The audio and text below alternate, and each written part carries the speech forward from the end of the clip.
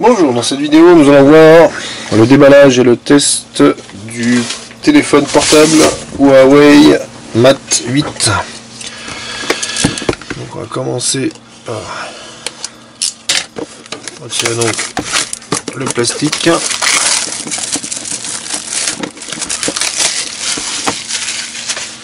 Donc comme on peut voir, le design de la boîte est assez sympa. Ça fait un peu produit coffret surprise, produit de luxe. Donc on va ouvrir la boîte. Et donc à l'intérieur on se retrouve donc avec notre téléphone. Donc avec une protection avec explication pour les cartes SIM. On va soulever, on se retrouve avec un kit, un câble USB et un kit main libre. Et ici donc on a le chargeur en norme européenne. Et pour finir, on a un éjecteur comme pour l'iPhone. Et on a, alors ça c'est sympa, ils offrent une coque plastique pour l'arrière. Donc on a ensuite le manuel et donc la garantie. Donc voilà pour ce qui est du déballage. On va passer maintenant aux spécificités. Pour les spécificités donc du Huawei Mate 8, donc on est sur un écran 6 pouces IPS Full HD, une taille de 157 mm, donc presque 16 cm par 8 cm de large, pour une épaisseur de 8 mm. On a donc un poids de 185 grammes, donc il est relativement léger. Après, donc au niveau on a un appareil photo 16 mégapixels, un lecteur digital, d'empreinte digitale, et donc après une caméra en façade. Au niveau du processeur, donc on a un 8 cœurs, 3 Go de RAM, 32 Go de stockage, une batterie de 400 mAh, et donc un support type iPhone. Avec un éjecteur qui vous permet de mettre donc ou deux cartes SIM ou une carte SIM, une carte SD. On verra après donc le montage de la carte SIM. Donc sinon au niveau logiciel, donc on est sur du Android 6 Marshmallow avec une surcouche. Donc là comme vous voyez, version Android 6 avec une surcouche EMUI 4.0. Alors la surcouche, ça vous fait un skin un peu d'iPhone. Donc pour ceux qui ont l'habitude un peu de voir l'iPhone, ils seront pas perdus. Pour les utilisateurs comme moi d'Android, il suffit de s'adapter, c'est vrai que c'est pas mal. Sinon donc au niveau fonctionnement, ça fait 10 jours que je l'utilise maintenant, il est relativement excellent, je trouve. Aucune lenteur, aucun problème. Donc moi je suis en double SIM, donc j'en suis très content.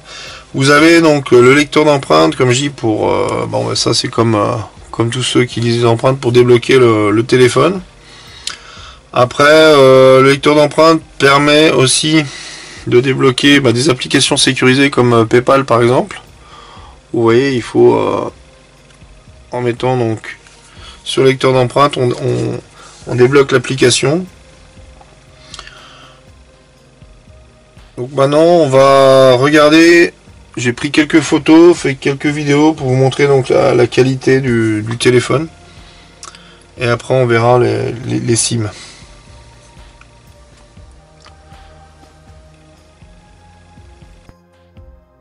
Donc voilà donc sur mon PC pour donc présenter quelques photos et quelques vidéos prises à partir du smartphone.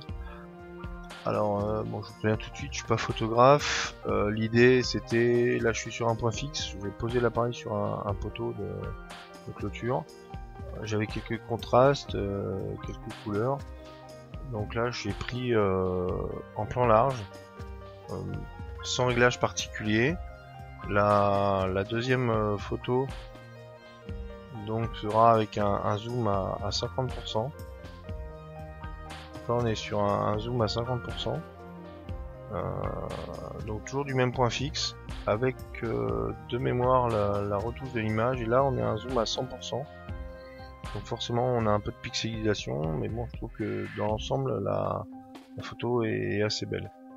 Alors ensuite j'ai fait 3 vidéos. Donc la première sera sans son. Donc vidéo d'un train. Moi je trouve la qualité d'image relativement bonne pour donc cette vidéo.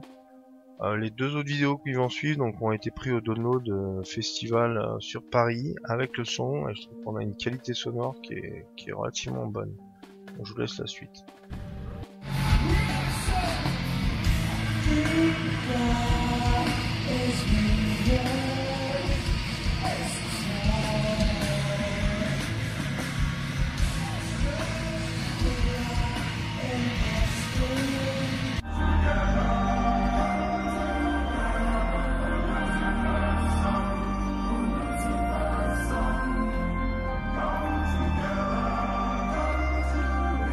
Je trouve sachant que c'est un son assez fort, la capture de son est très bonne, les vidéos je les trouve de très bonne qualité. Donc voilà ce qui est pour du test photo et vidéo.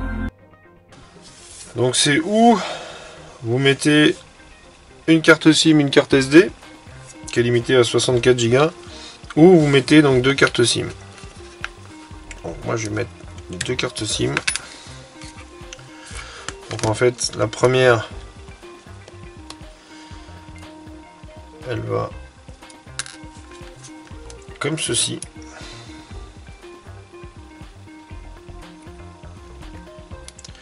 toute façon vous avez un détrompeur, donc ne faites pas vous tromper. Et après donc si vous mettez la carte SD, vous l'enfichez comme ça. Sinon, si vous mettez la carte SIM, donc voilà, on a les 2 cartes SIM, il n'y a plus qu'à enquiller comme ceci, et on peut se servir du téléphone. En conclusion, donc, pour moi je trouve ça un très bon téléphone.